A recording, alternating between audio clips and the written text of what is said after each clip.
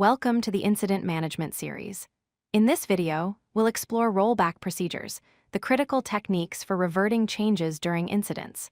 Rollback is your safety net when a deployment causes problems. It allows you to quickly undo changes and restore your service to a stable state. This is an essential skill for any team managing production systems. Let's identify the key situations that signal a rollback is needed. Critical signals include a spike in error rates immediately after deployment, complete service unavailability, database corruption, or exposure of a security vulnerability. But decision factors matter too. Consider the incident severity level. Is this a critical priority 1 or a lower priority 2 or 3? Also weigh the time needed to fix the problem against the time to roll back. Look at potential data integrity risks and the duration of business impact. These factors help you decide whether rolling back is the right move. Here's the core decision-making framework. Roll back if the issue was caused by your deployment and the fix time is uncertain. On the flip side, avoid rollback if the issue is environmental, meaning it's not caused by your code, or if a fix is nearly complete.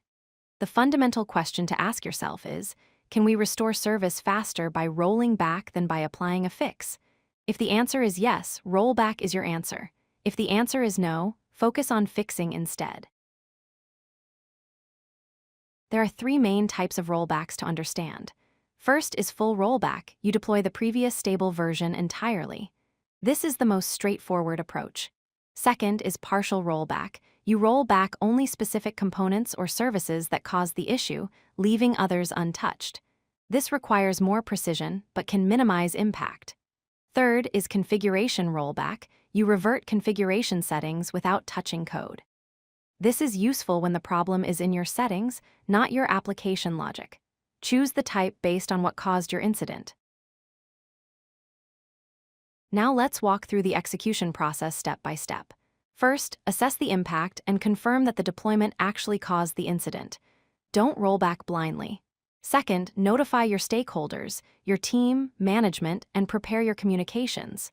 Transparency prevents panic. Third, execute the rollback using automated procedures. This is why automation matters. It reduces manual errors and speeds recovery. Fourth, and finally, validate recovery by running health checks and confirming service stability. Only declare the incident resolved after validation. Validation is critical and cannot be skipped. On the system level, verify that error rates return to baseline, response times normalize, database connections stabilize, and all services are responding properly. On the user impact level, confirm that traffic is flowing normally, there are no new error reports from users, features are working as expected, and most importantly, the incident is actually resolved. Don't just assume things are fine. Measure and verify everything before communicating resolution to your users. Communication happens at 4 key moments. First, announce the rollback decision immediately, tell your team what you're rolling back, why you're doing it, and when it will happen. Second, provide real-time status updates during the rollback deployment so everyone knows progress. Third, confirm incident resolution to all stakeholders once service is restored and validated. Fourth, after the immediate crisis passes, share a root cause analysis report and lessons learned with your team. This turns the incident into a learning opportunity and prevents similar issues.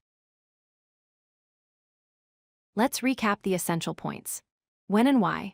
Roll back when it's faster than fixing, act during critical incidents, and carefully consider risk factors. How and process. Automate your rollback procedures to reduce manual errors, communicate at every step to keep stakeholders informed, and always validate before declaring the incident resolved. Mastering rollbacks is essential for reliable incident management and service recovery. Practice these procedures in lower stress scenarios so you're ready when a real incident strikes. Thank you for watching. If you like this video, hit that like button and don't forget to subscribe. Visit codelucky.com for more such useful content.